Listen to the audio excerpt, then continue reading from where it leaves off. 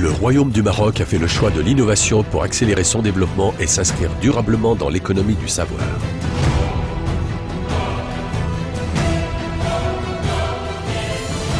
تجب المصارحة بأنه من مسؤولية الجميع الإقدام على اتخاذ قرارات شجاعة لتحقيق الملائمة بين التكوين العلمي والمهني والتقني وبين مستلزمات الاقتصاد العصري وتشجيع البحث العلمي والابتكار والانخراط في اقتصاد ومجتمع المعرفة والاتصال.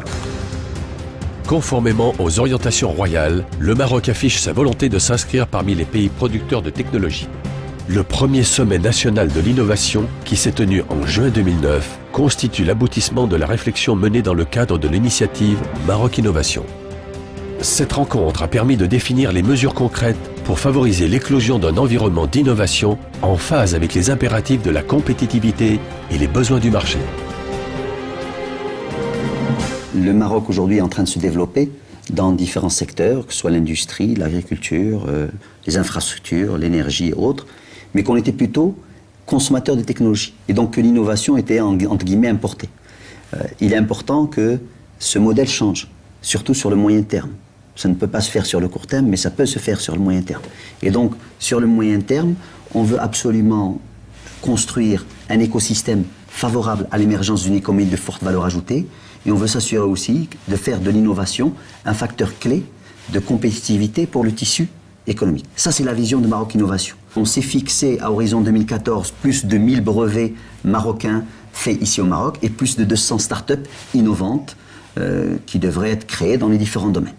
Disons que ces 18 premiers mois ont été vraiment consacrés à construire les différentes briques qui vont nous permettre de faire de Maroc Innovation une réussite dans le futur. Ce sont 5 chantiers majeurs que nous avons identifiés. Le premier chantier, c'est-à-dire le cadre légal de l'innovation et de la mobilisation des talents. Le deuxième chantier concerne le développement d'infrastructures technologiques et de valorisation. Le troisième chantier concerne la promotion des clusters. Et le quatrième chantier concerne le financement de l'innovation.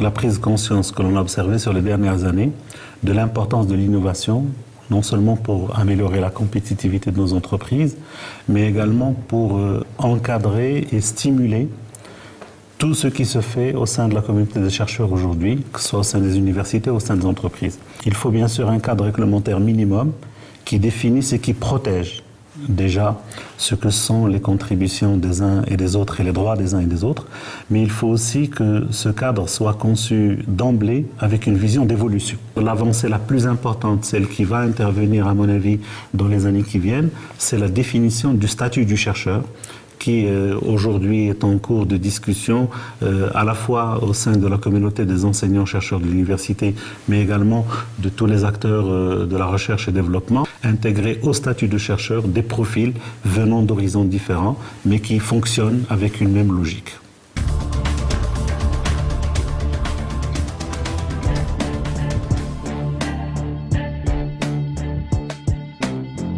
Les clusters sont des lieux où se concentre la présence de multinationales, de PME, d'universités et de recherche scientifique. C'est souvent une région et ses environs. Ce sont quelques pôles géographiques qui concentrent les échanges, les flux de communication et la production de connaissances. Les clusters dominants sont dans les pays dits de la triade, Europe, Amérique du Nord et Asie.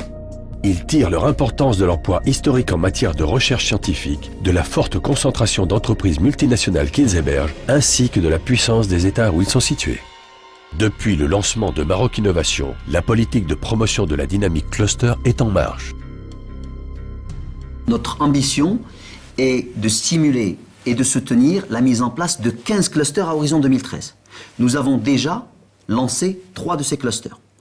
Un cluster en nouvelles technologies de l'information et de la communication, un cluster au niveau de la microélectronique et un cluster au niveau de la mécatronique. Le cluster, son objectif principal, c'est de servir a priori de boîte à projets, c'est-à-dire d'essayer de trouver des synergies entre ses membres, qui sont parfois, comme j'ai dit, des filiales de multinationales, mais aussi des PME locales, et essayer de définir des projets collaboratifs qui permettront soit la création de valeur ajoutée intellectuelle, soit de la création de valeur ajoutée économique, telles que des PME ou d'autres types de valeurs.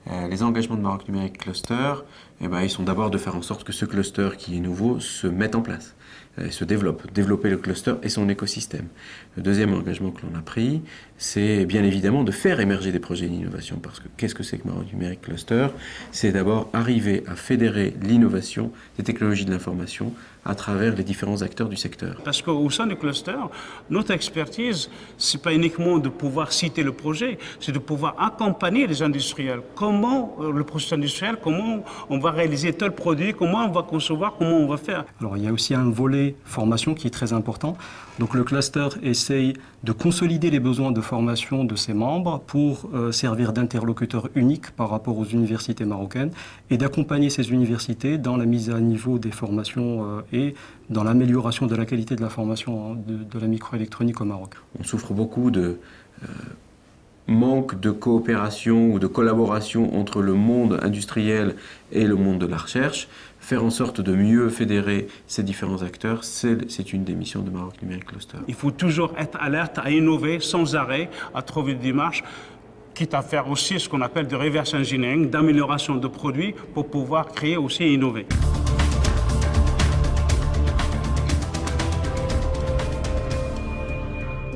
L'existence d'infrastructures technologiques de haut niveau représente un enjeu majeur pour l'innovation. Aujourd'hui, pour mieux comprendre les évolutions de l'espace économique mondial, il est important de présenter un facteur significatif qui est celui du nombre de publications dans les journaux spécialisés dans lesquels les chercheurs rendent compte de leurs travaux. Entre 1998 et 2008, les publications sur les nanotechnologies augmentent de 14% par an. On distingue trois grands pôles moteurs de cette très forte croissance globale. L'Asie avec 34% de l'ensemble de publications, l'Europe avec 33% et l'Amérique du Nord avec 23%. Au final, 203 clusters produisent 80% des publications scientifiques mondiales. Notre défi est de réaliser un bond significatif en matière de publications et de brevets pour positionner le Maroc sur la carte des pays producteurs des technologies et du savoir.